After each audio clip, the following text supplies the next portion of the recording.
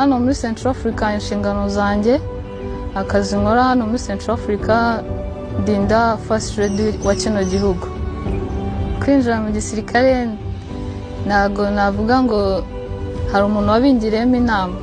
Ngiye nakuze mbikunda cyane cyane ko nagiye no kujyayo mu rugo batabizi. Ngiye numva mbikunze, numva ari ibintu bindimo nyine nshaka gukorera igihugu. Nagezeyo nyine nk'ibisanzwe nk'abantu bose ukuntu bagenda bagiye kuri course.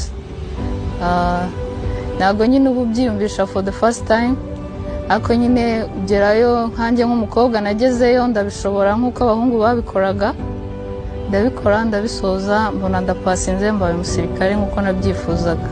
Kuba ndi umunyarwandakazi ndi hano muri Central Africa bintera ishema rinini cyane, kuko ni imbaraga z'igihugu cyanjye